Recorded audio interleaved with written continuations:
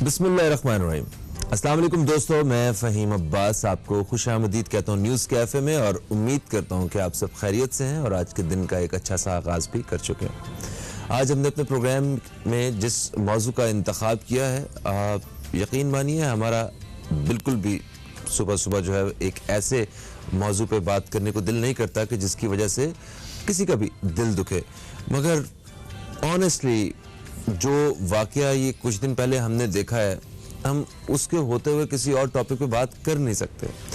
आप जानते हैं कि मरी में जो पेश आने वाला जो इंसानी अलमिया है, तो दर्जनों इंसानी जानों का ज़िया हो चुका है उसकी वजह से, और सयाहों की हलाकतों का जो सिलसिला है वो मुल्क भर में लोगों को ऐसे गमज़दा किए हुए है कि हर शख्स परेशान है। वो वीडियोस वो वायरल हो चुकी हैं, लोग देख चुके हैं कि किस तरह फैमिलीज़ वहाँ पे गई सयाहत के लिए, सैर के लिए, या दोस्त गए और वो सर्दी में फंस जाने की वजह से, उस तेज़ बर्फ़बारी में फंस जाने की वजह से, हाइपोथर्मिया की वजह से उन लोगों ने अपनी जान की बाजी हार दी। और एक ऐसी जगह पे जहाँ मतलब मरी को तो एक ऐसी जगह कंसिडर किया जाता है कि 2 दिन की या कुछ 36 घंटे की भी ब्रेक आती है तो वो करीबी शहरों वाले लोग जो है मरी का रुख कर लेते हैं। पंजाब के तकरीबन ज़्यादातर लोग जो हैं वो उन्हें जैसे ही बीच में कुछ ब्रेक मिलता है तो वो मरी का रुख करते हैं। और मरी में जो अभी माहिरीन के मुताबिक सिर्फ 4000 के करीब गाड़ियों की पार्किंग मौजूद है, मगर इस अच्छे मौसम को बर्फबारी का सुन के वो तकरीबन 1.25 लाख से भी ज़ायद गाड़ियां मरी की तरफ निकल पड़ी। अब आप ये देखें कि एक मौसम ख़राब हो रहा है और बर्फबारी हो रही है, गाड़ियां बंद हो चुकी हैं और सड़कें उस तरह क्लियर नहीं हो सकी, लोगों को रात वहाँ पे बर्फ़ के बीच में गुजारनी पड़ी और इसकी वजह से जो नुकसान हुआ उसकी वजह से आज पूरी कौम गमज़दा है। सिर्फ कौम नहीं, दुनिया भर में जहाँ जहाँ इस बारे में पता चला है कि पाकिस्तान में मरी में इस तरह लोगों की गाड़ियों में हलाकत हुई है, उस जगह पे लोग अफसोस में। एक बड़ी तकलीफ दे बात। सवाल ये है कि आखिर ज़िम्मेदार कौन? ज़िम्मेदार वो इंतज़ामिया है जिन्होंने आवाम के लिए मतलब ये रास्ते वगैरह क्लियर नहीं करवाए, या उनकी पार्किंग की और बाकी अरेंजमेंट्स नहीं करवाए, या ज़िम्मेदार अवाम है कि जिन्होंने महकमा मौसमियात की पेशेनगोई के बाद भी सैर व तफरी का फैसला किया। यहाँ पे भी कुछ लोगों ने इंसानियत से गिरी हुई हरकतें की। वो ऐसी हरकतें कि अगर कोई फैमिली गाड़ी में है, उसे होटल में वहाँ पे रात गुजारनी है तो 50-50 हज़ार रुपये में भी उनको किराए पे कमरा नहीं दिया गया। 30,000 रुपये में किराए पे कमरा नहीं दिया गया। कुछ ऐसी खबरें भी आई कि ख़वातीन ने अपनी ज्वेलरी जो है वो रखवा के भी कमरे रेंट पे लिए। इस वक्त अपोजिशन भरपूर तरीके से हुकूमत पे तनकीद कर रही है और वो हुकूमत को जिम्मेदार ठहराने की कोशिश कर रही है। हम इसी हवाले से बात करने वाले हैं कि मरी मतलब ये जो आफत ज़दा करार दे दिया गया है, जिम्मेदार कौन है? इन हलाकतों का जिम्मेदार कौन है? क्या हुकूमत है, इंतज़ामिया है, अवाम है, या वहाँ के मुकामी लोग हैं? इस हवाले से बात करेंगे। मेरे साथ स्टूडियो में मौजूद है तज्ज़ियाकार उफ़क़ बलोच साहिबा। आपको खुशामदीद। अस्सलाम वालेकुम, कैसी हैं आप? वालेकुम अस्सलाम फ़हीम, अल्हम्दुलिल्लाह मैं बिल्कुल ठीक है। उम्मीद करती हूँ आपके व्यूअर्स भी ठीक होंगे। Thank you so much. अच्छा, मुझे ये बताइए कि मरी में ये वाक़या कैसे पेश आया है? आपके पास क्या सारी खबरें हैं इस बारे में? बिस्मिल्लाहिर्रहमानिर्रहीम। फ़हीम, ये बड़ा ही कोई दिल खराश वाक़या पेश आया है इतने सालों में पाकिस्तान की तारीख़ में, शायद पहली दफ़ा। और पूरी कौम जो है वो इस वक्त सख्ते की हालत में भी है, गम में, हर वॉक ऑफ लाइफ से इंसान जो है अफसरदा है। और जहाँ तक बात हम करते हैं कि देखें, वो लोग तो अपनी तरफ से जो हमारी आवाम है, मुतवस्सित तबका भी है, थोड़े सफ़ेद पोश लोग भी हैं जो इस तरह की तफरीह ही उन्हें मैसर आ सकती है, वो तो अल्लाह की कुदरत देखने के लिए गए थे वहाँ पे। लेकिन उसके साथ साथ मैं ये भी कहना चाहूँगी कि देखिए, हम एडमिनिस्ट्रेशन को, पॉलिटिशियंस को, गवर्नमेंट को भी हम मलामत करते हैं तनकीद करते रहेंगे, उनके हर अमल पे तनकीद होगी, लेकिन एडमिनिस्ट्रेशन रोकती रही आवाम को। हम बतौर आवाम, मैं ख़ुद को भी उस आवाम में शामिल करूँगी कि हम लोग की भी ज़िम्मेदारी बनती है कि हम किस तरह से फ़ॉलो करते हैं ऑर्डर। जब पेशिंग गोई कर दी गई, मेट ऑफिस से आगे सारे मामलात, इंफॉर्मेशन आ गई, आगाह कर दिया गया आवाम को कि आप एहतियात करें, तो आवाम को भी चाहिए था कि वो चंद घंटों की खुशी या तफरी के लिए अपने और अपने प्यारों की, अपने अजीज़ों की ज़िंदगी दाव पे ना लगा दें। और अफसोस की बात यह कि अभी अपडेट्स आ रही हैं कि इसके बावजूद भी लोग रुख कर रहे हैं उस जगह का, तो ये भी इंतहाई अफसोसनाक है। ये मैं दोनों साइड से कोताही और गफलत इसको कहूँगी। अच्छा, ये बात आपने ठीक की है कि आवाम की जानिब से भी जो हदायत पे अमल करने का रवैया है ना, वो हमारा ठीक नहीं है। बड़ा अफसोसनाक है वो भी। हम यहाँ कराची की मिसाल लेते हैं कि जब ये बताया जाता है कि समुद्री तूफ़ान आने वाला है, बड़ी शिद्दत से तूफ़ान जो है ना वो यहाँ पे टकरा सकता है, दूसरे ममालिक में शायद लोग वहाँ पे उस शहर से वो अपने घर छोड़ के चले जाते हों ना, तो कुछ दिन के लिए कि ज़रा टल जाए तो फिर आएंगे। हमारे अवाम वो बिरयानी पकाते हैं और सीधा समंदर भी चले जाते हैं पिकनिक करने के लिए। तो कुछ थोड़ा सा ये रवैया ठीक नहीं है। उधर से भी कुछ ऐसी ट्रैफिक पुलिस की जानिब से भी ऐसी ही शिकायत आई हैं। उन्होंने गाड़ियों को रोका, मगर आपको नहीं लगता कि बहुत देर से उन्होंने भी रोका? 1.25 लाख गाड़ी गुजर जाने के बाद आप रोक रहे हैं। आपको पता है कि वहाँ पे 4000 गाड़ियों की जगह है, तो यार 5000 हो गई, 10,000 हो गई, 20,000 गाड़ी, भाई 50,000 गाड़ी जाने दी आपने। 1.25 लाख 1.5 लाख गाड़ी किस तरह वहां पहुंच गई रास्ते में? इनको रोकना चाहिए था। ये एक मुझे लगता है कि एक फॉल्ट है। देखिए, फॉल्ट इस तरह से भी मैं कहूँगी, एडमिनिस्ट्रेशन की कोताहियाँ, लूप होल्स आए हैं, क्योंकि हर साल का ये रोना होता है हमारा, बारिशों का भी, बर्फ़बारी का भी। ऐसे हालात पहली दफ़ा तो मुल्क में हमको देखने को नहीं मिलते। तो उन्हें चाहिए था कि कुछ ऐसा भी इंतज़ाम होता कि चले, अवाम का हक है, वो जा रही है तफरी में, अवाम ने गफलत कर दी। एडमिनिस्ट्रेशन या कोई ओहदेदार किसी वजह से ओहदे पे होता है ना, वो इस काबिल समझा जाता है, तो करना ये भी तो हुआ जा सकता था कि बसेस का इंतज़ाम करते, जो मूवर्स बसेस होती हैं, सबको कहा जाता है कि भाई आप एक मकाम पे अपनी गाड़ियाँ छोड़ें, यहाँ से आप बसेस में बैठे, या फिर उनको वापस कर दिया जाता। सख्ती दिखाई जाती ना। हाँ। उसके बाद वहाँ पे हेल्पलाइन बूथ्स नहीं लगे हुए। ऐसा दूर अफ्तादा इलाके जहाँ इमरजेंसी आ सकती है, आफात आ सकती हैं, कलामिटीज़ हो सकती हैं, वहाँ पे हेल्पलाइन बूथ्स लगवाते हैं आप। कोई तो हम असल में ना, हम प्रिवेंटिव की तरफ नहीं जाते, काम की तरफ हम प्रोएक्टिव काम नहीं करते। हम जब एक वाक़या हो जाता है उसके बाद हम मज़म्मत का भी इजहार करते हैं, फिर सब हेलीकॉप्टर में दौरे भी हो जाते हैं, सब कुछ। हम उसको रोकते क्यों नहीं है? तो हमें ऐसे इकदाम करने की ज़रूरत है।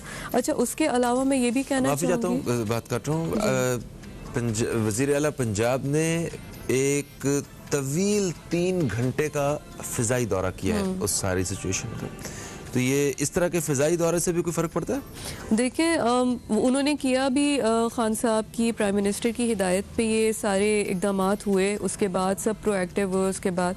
लेकिन बात यह है कि जब एक वाक़या हो गया, उसके बाद तो वो जाने वापस नहीं आ सकती, अवामी जाने। मैं बिल्कुल बाइस के बगैर बात करूंगी। छोटे छोटे बच्चे, पूरी फैमिली गाड़ी में, मतलब हमने अपनी आवाम को, फ़हीम, मैं ये कहूँगी कि अपनी आवाम को इतने ऐसे मसलों में उलझा दिया है कि हम उनकी सेफ्टी के लिए या उनकी वेलबींग की तरफ हम काम इतना नहीं करते हैं। बीइंग अ नेशन, गवर्नमेंट की तरफ से अब इस गवर्नमेंट ने हमें देखने को आया है कि कुछ आवाम की बेहतरी के लिए चीज़ें हुई, लेकिन अभी जो बाद में दौरे हुए या उन्होंने जायज़े लिए, वो एक तरह से इसलिए हमारे लिए फ़ायदेमंद अब साबित होंगे कि एटलीस्ट अल्लाह ना करे आगे हमें ऐसी सूरत हाल पेश आती है तो हमें पहले से बिफोर हैंड अंदाज़ा होगा कि क्या करना है।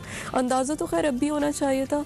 एक और बात मैं ऐड करूँगी कि वहाँ की जो होटल इंतज़ामिया है, उनकी भी ये ज़िम्मेदारी बनती थी कि वो जितनी बुकिंग्स उनके पास आ रही थी, स्टेटिस्टिक्स तो होंगे ना उनके पास, वो एक सर्टेन नंबर पर बुकिंग रोक देते, उन्हें आगाह करते टूरिस्ट को कि देखिए यहाँ पे ये हालात हैं, ये मौसम है, ये कैपेसिटी है, आप प्लीज़ ना आएँ। क्यों होटल इंतज़ामिया ने बुकिंग्स पर बुकिंग्स ली वहाँ पे? हमारा मॉरल फैब्रिक इतना कमज़ोर हो चुका है कि हम ब्लैकमेलिंग पे और हम अपनी आवाम की, अपने ही लोगों की मजबूरियों से भी फ़ायदा उठाते हैं ऐसे हालात में। आप सही फरमा रही हैं। ये तो एक इंतहाई गलत हरकत है कि आप किसी की मजबूरी का फ़ायदा उठाएं, ठीक है? ये इसको तो दुनिया का कोई भी कानून जो है वो इसकी इजाज़त नहीं देता है कि आप मजबूर लोगों का फ़ायदा उठा रहे हैं। इधर मास्क की ज़रूरत है, आपने पैसे बढ़ा दिए। एक गोली के बारे में शक हुआ कि जनाब उससे कोरोना वायरस का इलाज होगा, गोलियाँ मार्केट से शॉर्ट हो गई। आज मतलब हर चीज़ जो पता चल जाएगा जिसकी डिमांड ज़्यादा है उसके जो नर्ख जो है वो रेट जो है वो बढ़ जाता है, जो इंतहाई गलत बात है, जिसमें भी कहीं ना कहीं प्राइस कंट्रोल और इन सारी चीज़ों का फेलियर है। और ये होटल एसोसिएशन वालों को भी मेरा ख्याल है ज़रा आड़े हाथों लेना चाहिए। और ये कोई तरीका नहीं। अच्छा, ये होटल्स की ही बात नहीं है, हमारे यहाँ जैसे ही थोड़ा सा किसी चीज़ की डिमांड में इजाफा होता है, एयरलाइंस के रेट्स देख लें, है ना। एक अगर फ्लाइट जो है 12,000 रुपए की है तो ये ईद वगैरह या कोई वीकेंड वगैरह कुछ ऐसा होता है, साथ ही उसकी कीमत जो है वो किराया जो है वो 36 हज़ार रुपये वन वे हो जाता है। मैं इसमें ऐड करूं कि दिसंबर के मिड दिसंबर में 19 या 11 दिसंबर की जाने मुझे याद है जब लाहौर में फॉग के केसेस 35 हज़ार वन वे टिकट लाहौर का दिया जा रहा है। ये ज्यादती नहीं है? अगर किसी बंदे ने ट्रैवल करना है तो आप उससे मतलब निचोड़ लें, उसकी खाल उतार लें। और लोगों के घर में मैयतें होती हैं, बीमारी, किसी को इमरजेंसी में जाना पड़ता है तो उसकी ये भी मजबूरी है ऐसे गम की हालत में कि वो पहले ऐसे ब्लैकमेल हो फिर वहाँ पहुंचे अपनों। बड़े वैसे अफसोस की बात है। इसके ऊपर तो थोड़ा स्ट्रिक्टली काम होना चाहिए। ये खैर होटल्स वगैरह के हवाले से ये गवर्नमेंट जो है हमारी पीटीआई की गवर्नमेंट, इन्होंने टूरिज्म के हवाले से अच्छा खासा काम करने की कोशिश की, इन्होंने प्रमोट करने की कोशिश की और लोगों की बड़ी तादाद पहले भी मरी को जाया करती थी, मगर इतनी बड़ी तादाद में लोगों ने सैरो तफरी के लिए कभी वो प्लान नहीं किए जितने हमें अभी नजर आए। तो उसको कुछ थोड़ा सा इंतजामिया को भी मेरा ख्याल है इसमें जिम्मेदारी का मुजाहरा करना चाहिए था और आइंदा भी करना चाहिए। बिल्कुल करना चाहिए। और फ़हीम, इसमें मैं ये भी बताती चलूँ कि देखिए चंद हमारे जो पॉलिटिशियंस हैं या अहदेदारान हैं उनके गैर जिम्मेदाराना बयानात जो आए उन्होंने भी इसमें बड़ा फ्यूल ऐड किया कि आवाम को मज़ीद जो है टूरिज़म की तरफ, मरी की तरफ जो है इतने सारे लोग जा रहे हैं, खुश आइन बात है बड़ी। तो उस वक्त उन्हें भी जिम्मेदारी, हालांकि बजाय कि इसके ओवरवेलम हो जाए, उन्हें जिम्मेदारी का इजहार करना चाहिए, सिचुएशन को उन्हें असेस करना चाहिए और फिर उसको टैक्टफुली हैंडल करना चाहिए। ये बात आपने बिल्कुल ठीक की है। और हमारे सियासतदानों की जानिब से भी ऑनेस्टली कोई ऐसे अच्छे रवैये जो है ना हमें देखने को नहीं मिलते।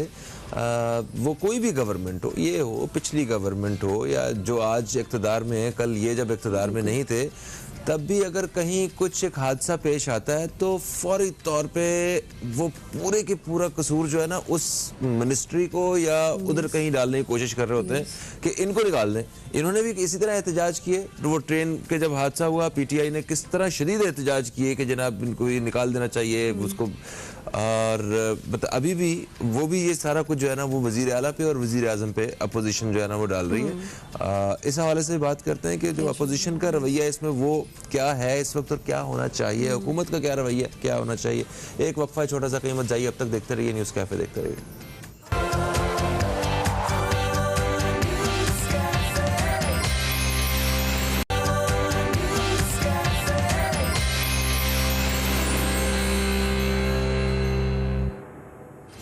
वेलकम बैक, आप देख रहे हैं न्यूज़ कैफ़े, मैं हूं फ़हीम अब्बास और आज प्रोग्राम में हम बात कर रहे हैं मरी के हवाले से कि मरी को आफत ज़दा करार दे दिया गया है। दर्जनों जानों का ज़या हो चुका है और इन सयाहों की जो अमवात है उनकी वजह से पूरी कौम गमज़दा है। इस वक्त मेरे साथ स्टूडियो में उफ़क़ बलोच साहिबा मौजूद है और उन्हीं के साथ साथ अभी हमें ज्वाइन किया है कैप्टन रिटायर्ड रिजवान खान साहब ने, जो कि दिफाई तजियाकार हैं। आपको खुशामदीद, अस्सलाम वालेकुम, कैसे हैं आप? जी वालेकुम अस्सलाम, बिल्कुल ठीक ठाक।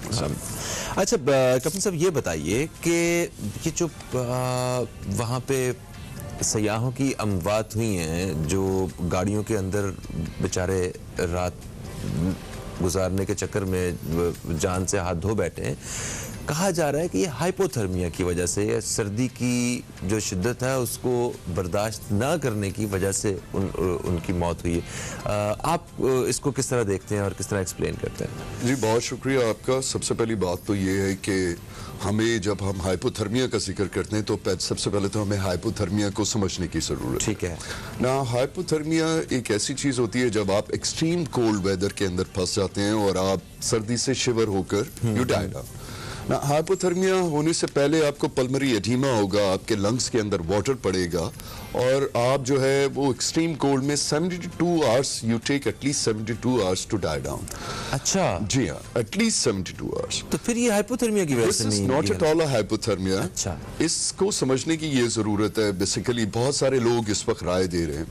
देखिए, जब आप एक्सट्रीम कोल्ड वेदर के अंदर एक पर्टिकुलरली एक कार के अंदर जिसके अंदर आपके शीशे बंद हों, आप एक्सट्रीम तौर पे कवर हो और आपकी गाड़ियों में हीटर चल रहे हों, तो अल्टीमेटली होता यह है कि जो स्नो होती है वो आपको चारों तरफ से कवर करके आपकी कार को एक चैम्बर बना देती है। ठीक है ना, अल्टीमेटली व्हाट हैपेंस कि आप उस आम लोगों को, एक आम आदमी क्योंकि इस चीज से अवेयर नहीं होता है कि उसको क्या प्रिकॉशनरी मेजर्स लेने चाहिए, तो उनकी कोशिश ये होती है कि वो उनके बच्चे या उनके चाहने वाले जो हैं वो सर्दी से महफूज रहें। लेकिन वो एक सेगमेंट को भूल जाते हैं और वो ये है कि वो जो गर्म हीट या जो कार्बन डाइऑक्साइड या कार्बन मोनोऑक्साइड जो आपका हीटर जनरेट कर रहा है या उस चैम्बर के अंदर आप जनरेट कर रहे हैं जी, उसको जो है वो बाहर भी तो आपने इवैक्यूएट भी तो करना है।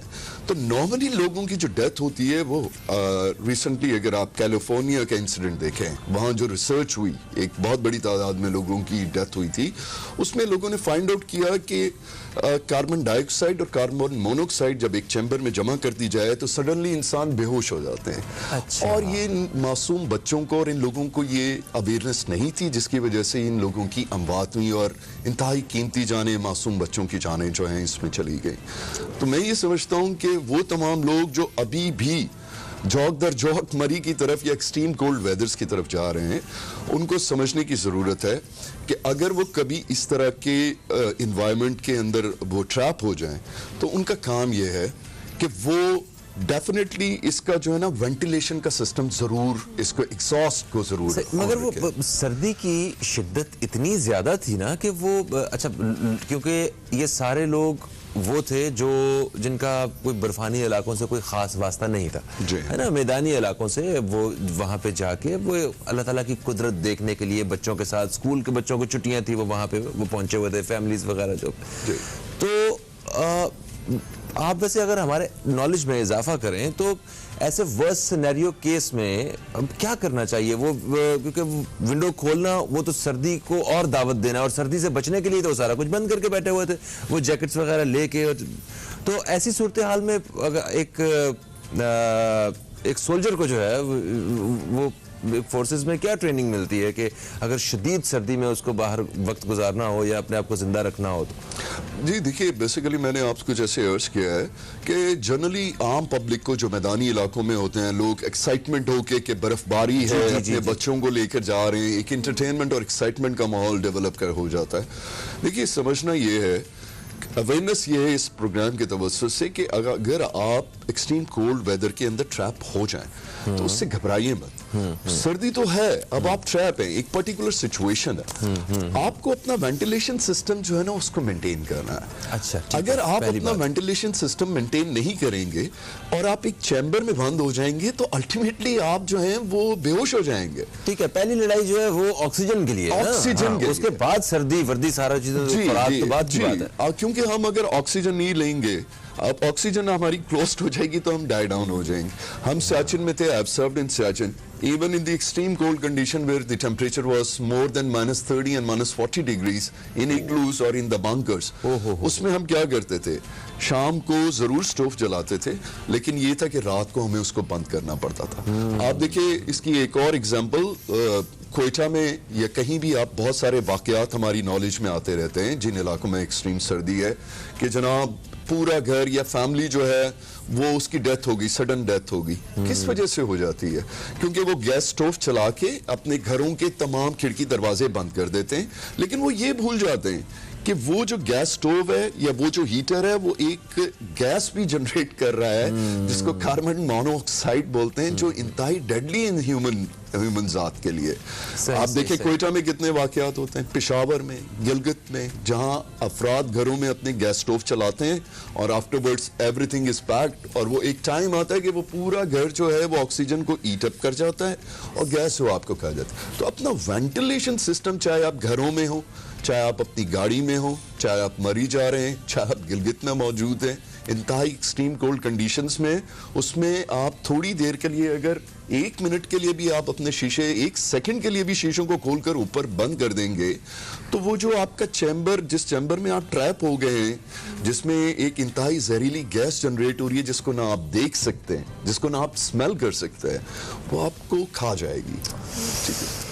अच्छा उफक, जो वक्फे से पहले हम बात कर रहे थे कि हमारे सियासतदानों की जानिब से कोई इतना अच्छा रवैया देखने को नहीं मिल रहा है। जो कोई ना कोई तो जिम्मेदार है, ठीक है, और जो जिम्मेदार हैं उनकी तरफ से भी कोई ऐसी जिम्मेदारी कबूल करने वाला बयान नहीं आया, और जो अपोजिशन है वो वज़ीर आज़म को और वज़ीर आला पंजाब को और कुछ और इस तरह के ओहदेदारों को कसूरवार ठहराने और जिम्मेदार ठहराने की कोशिश में। इस सारी सूरत हाल को कैसे देखती हैं आप? देखिए फ़हीम, आपने बड़ा अच्छा नुक्ता रेस किया, लेकिन मैं जैसे हमेशा आपको कहती हूँ कि एक वज़ीर आज़म घर घर जाके हमें अवेयरनेस नहीं दे सकता, हमें एहतियात नहीं सिखा सकता। ठीक है।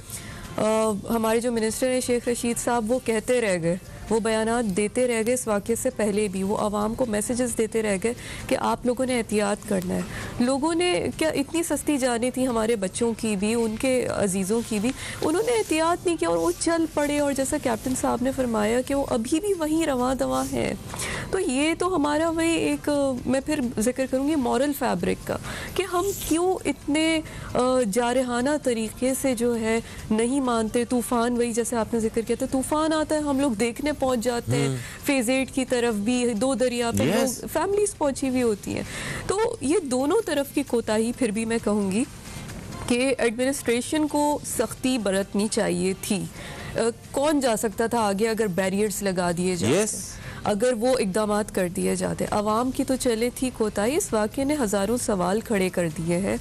ये सब हम कलेक्टिवली, हम सब मुजरिम है इस वाक़े में। ये बात शायद मेरी बड़ी तल्ख लगेगी, लेकिन हम सब मुजरिम है।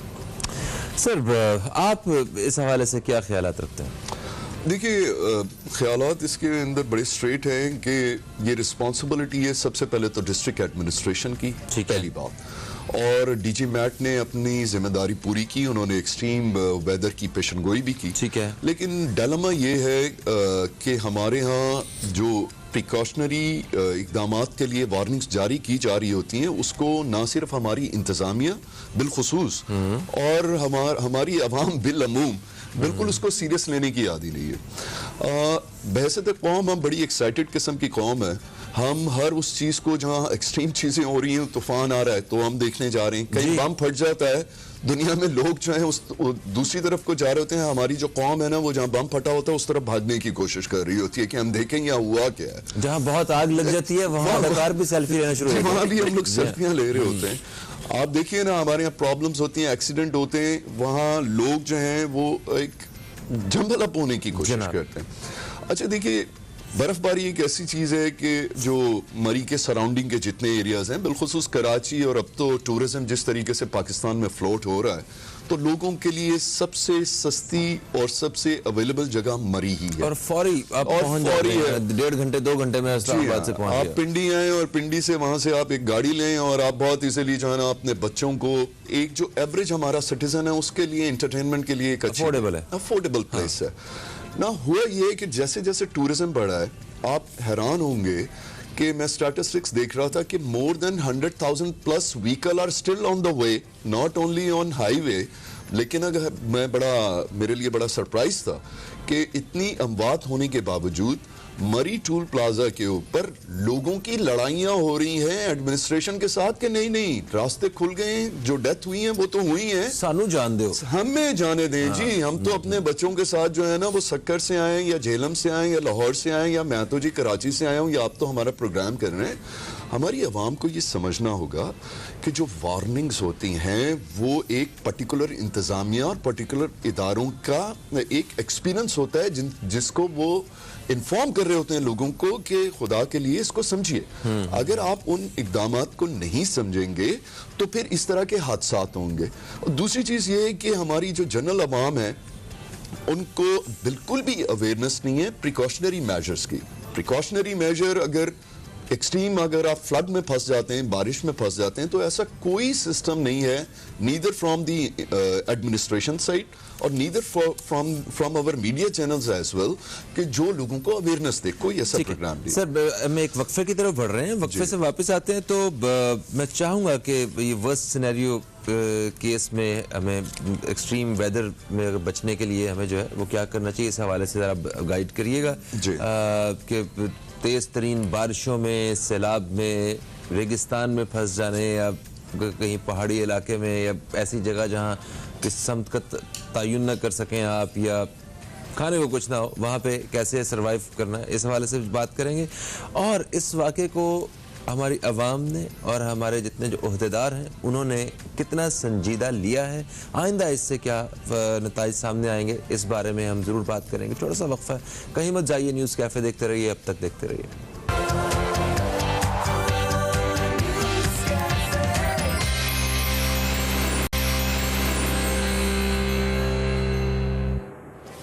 एक वक्फे के बाद आपको फिर से खुशामदीद। आप देख रहे हैं न्यूज़ कैफ़े, मैं हूं फ़हीम अब्बास और मरी में जो होने वाला ये वाक़या है जिसके बारे में सब पूरी कौम गमज़दा है, इसी हवाले से अपने प्रोग्राम में बात करें। मेरे साथ स्टूडियो में कैप्टन रिटायर्ड रिजवान खान मौजूद हैं जो कि दिफाई तजज़ियाकार हैं और उफ़क़ बलोच साहिबा मौजूद हैं।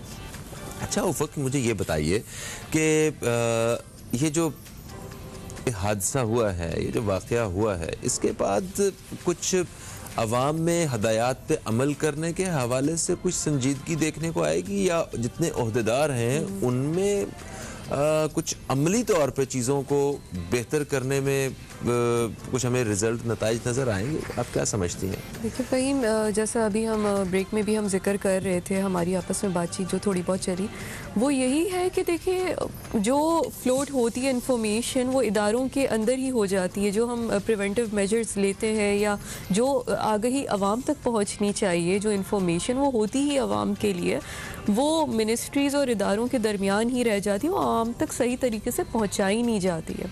हर कोई अपनी ज़िम्मेदारी पूरा कर रहा होता है। डीजी मेट ने भी अपनी ज़िम्मेदारी पूरी की, उन्होंने आगे आगाह कर दिया, लेकिन वो हम तक पहुंची नहीं पहुंची। वो एक मामूली सा टिकर या वो अखबार में एक दो लाइनें आ जाती हैं ख़बर के तौर पे, लेकिन वो उस तरीके से अवाम नास तक नहीं पहुंचती हैं जो हमारी सबकी नॉलेज में होना चाहिए था। हमारी नॉलेज में कब आया? जब ये वाक़या पेश हो गया, जब हमने देखा एक्सीडेंट्स हो गए, जब अमवात हो गई। तो एक तो ये बड़ा मसला है कि फ्लोट नहीं की जाती। हर कोई अपनी ज़िम्मेदारी हुकूमती सतह पे भी पूरी कर रहा है, मिनिस्टर्स भी अपनी ज़िम्मेदारियां पूरी कर रहे हैं, लेकिन जब आपका सिस्टम ऊपर से नीचे तक क्रिपल्ड है, फ्लॉड है, कोऑर्डिनेशन की कमी है, कम्युनिकेशन जो है पुअर है, तो आप कैसे एक्सपेक्ट कर सकते हैं कि एक आम इंसान तक वो पहुंचे? मरी कौन जा रहा होता है? अच्छा, मगर उफ़क़ वो लोग जो इस वक्त मरी टोल प्लाजा में कतार में खड़े, अभी सर बता रहे थे कोई 10 से 15 हज़ार गाड़ियां अभी भी खड़ी थी, वो सारे उस वाक़ये और हादसे को सुनने के बाद भी। बिल्कुल। तो उन लोगों को और बंदा कैसे बताए? उनको भी लोग मर रहे हैं वहाँ पे, आप मत जाएं, वापस जाएं, वहाँ गाड़ी खड़ी करने की जगह नहीं है, वहाँ होटल में कमरे नहीं है, वहाँ खाने को कुछ नहीं है, आप वापस जाएं। उस वक्त लोग कह रहे हैं नहीं हम तो बड़ी दूर से आए, हमें जाने दें आप। तो इससे ज्यादा और हुकूमत क्या कोई ढोल बजाए इनके पास? इनको क्या करे इस सूरत हाल पे भी? जो सब अब तो हमारे सामने सब खुल के आ गया, हम लोग खौफजदा हुए हुए देख के जो वीडियोस दिल खराश आ रही हैं। मैं फिर यही कहूँगी कि मुझे ऐसे लोगों से कोई हमदर्दी नहीं है। ऐसे लोग फिर अपनी मौत की तरफ खुद जा रहे हैं। वो अपने बच्चों के साथ जुल्म करें, अपनी जान पे जुल्म करें, और ऐसे लोग हमदर्दी के फिर लायक नहीं। ठीक हो गया। और ये तो एक हमने साइड आपने बता दी कि जो लोग वाकई हुकूमत की बातों को या इन हदायत को वो संजीदगी से नहीं लेते हैं, वो अपने नुकसान के खुद जिम्मेदार हैं। ठीक है, अब वहाँ के इदारों के हवाले से जो अमली तौर पे जो काम होना चाहिए, जो एग्जीक्यूशन के हवाले से जो चीज़ें मिसिंग हैं, हम अपने आप को पाकिस्तान को देख रहे हैं कि फ्यूचर में हम टूरिज़्म से अपनी कमर सीधी करेंगे, जो हमारे मामलात जो हैं वो माशी तौर पर वो बेहतर होंगे एज कंट्री। तो उसमें हमने ये देखा कि तैयारी क्या है हमारी, कुछ भी नहीं। क्या वाकई 4000 लोग ही वहाँ पे 4000 गाड़ियाँ वहाँ पे जा सकेंगी? और ये तो सिर्फ मरी है जहाँ पे इतनी आमदोरफ्त होती है और वो बेहतर है। बाकी इलाकों का क्या हाल होगा जहाँ पे मतलब इतने ज़्यादा रिसोर्सेज नहीं है, टूरिज्म का जो वो भी एक जो बोझ है वो कैसे बर्दाश्त करेंगे हम लोग? देखिए, गवर्नमेंट का और ख़ास तौर पे प्राइम मिनिस्टर इमरान खान का भी बड़ा फोकस है टूरिज़्म पे, और उस पर काम किया जा रहा है। और हम अगर बलूचिस्तान में भी देखें तो आपको मैं बताऊं, गवादर में तो अब रशियंस के जो है गवादर के टूर्स कर रहे हैं, विजिट्स कर रहे हैं।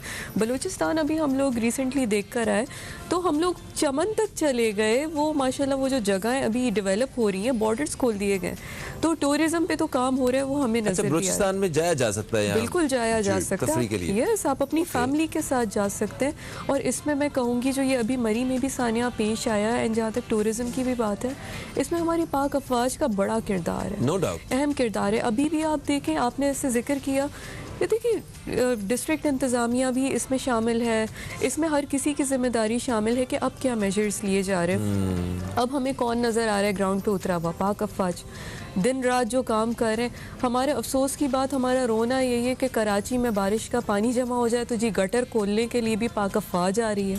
वो एक इतना एस्टीम्ड इदारा और इतना एस्टीम्ड एक प्रोफेशन जिसको वहाँ पे सरहदों में हमारी हिफाजत के लिए मामूर किया जाना चाहिए, वो ही लोग आके हमारी नाअहली को संभालते हैं हमेशा आके, और फिर हमसे लान तान भी वही सुनते हैं। नहीं, हमारी कौम का मिजाज कुछ ऐसे ही है ना कि कुछ भी हो जाए ना, वो घर में अगर वो ढक्कन भी ना खुल रहा हो ना बोतल का, तो वो भी कहते हैं जी तुसी खोल दो।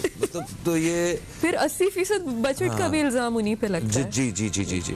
और फिर इन्हें चाहिए भी, वो फोर्सेस हमारी जो फौज है वो चाहिए भी इतनी ताकतवर कि वो सबको ऐसे देखे तो सारे बैठ भी जाएं, और फिर वो उसको खाने को भी कुछ नहीं दे। ओके फाइन सर, मुझे ये बताइए कि एक्सट्रीम वेदर्स जो होते हैं, वैसे तो पाकिस्तान अगर वेदर्स के हवाले से देखा जाए तो बड़े खुशकिस्मत ममालिक में शुमार होता है कि जहाँ हर मौसम जो है वो पाया जाता है और हर किस्म का मौसम जो है ना आपको देखने को मिलता है।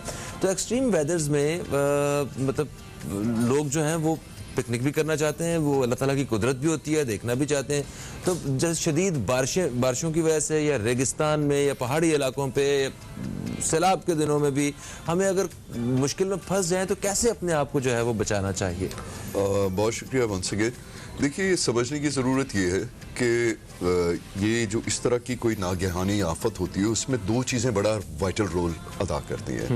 One is the organisational management by the institution, ठीक है, and second is basically the awareness of the people, the knowledge of the people, ठीक है। अब हमारे कौम का मिजाज और इंतजामिया का मिजाज ही बिल्कुल एक जैसा है, माजरत के साथ। ठीक है, इन्हीं में से निकले हुए हम लोग जो है, हम लोग बेसिकली जो हमारी ऑर्गेनाइजेशन है वो वेट करती है टिल लास्ट मोमेंट कि क्या ऐसा होगा या ऐसा नहीं होगा। मिसाल के तौर पर अभी डीजी मैट ने हमें वार्निंग दी मरी वाकये के ऊपर, और फॉर्चुनेटली और अनफॉर्चुनेटली वो वेदर वैसा ही हो गया। कई दफा वार्निंग्स जनरेट होती हैं कि कोई तूफान आ रहा है, समुद्री तूफान आएगा या एक्सट्रीम बारिशें होंगी, और वो वैसा नहीं होता है। तो हमारी कौम बहैसियत कौम हमें हमारी जो नेशन है उसको अवेयर करने की सबसे इंपॉर्टेंट चीज़ ये है कि हमें अपनी ऑर्गेनाइजेशनल जो मैनेजमेंट है इंस्टीट्यूशंस की, उनको इन्हांस करने, प्रिपेयर करना है। आप मुझे बताएं कि इतनी दफा कराची को देख लें आप, कितनी दफा बारिशें होती हैं, हर दफा शायर फैसल डूब रही होती है, हमारे नशेबी इलाके डूब रहे होते हैं। What are the lessons learn? हमने क्या सबक सीखा है उन चीजों से? What are the management plans for the rain?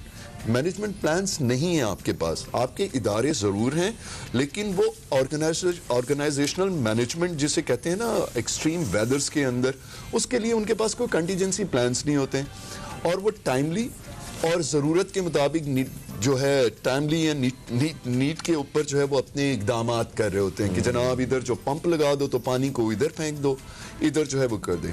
कोई drainage system and sewerage system एक डिफरेंट चीजें होती हैं। इसी तरह आप देखें ना रेन ड्रेनेज सिस्टम, आप दुनिया में रेन ड्रेनेज सिस्टम है, कराची पाकिस्तान दुनिया का सबसे बड़ा शहर है, यहाँ कोई आपको रेन ड्रेनेज सिस्टम नजर आता है? नो। हमने अपने सीवरेज सिस्टम को ही ड्रेनेज सिस्टम बनाया हुआ है। तो जब तक हम अपने ऑर्गेनाइजेशनल मैनेजमेंट को इनहेंस नहीं करेंगे, उस किस्म की लेबर को, स्किल्ड लेबर को जनरेट नहीं करेंगे। अभी आपके पास फायर टेंडर्स आ गए, मौजूदा गवर्नमेंट ने अभी बहुत सारे फायर टेंडर, 60 से ज्यादा फायर टेंडर जो है वो कराची में दिए। ठीक है। Now just go and watch the fire station. आप एक एंकर हैं, हर टॉपिक पे बात करते हैं, लोगों को आगाही देते हैं, प्लीज आप इसके ऊपर एक प्रोग्राम करें। What are the skills they have, what kind of clothes they have, what are they doing the refreshers, are they ready कि अगर किसी हाई राइज बिल्डिंग के ऊपर आग लग जाए तो what are the precautionary measure they have to take, do they equip with the kind of equipment which is required for the high flame and high rise building Fyers.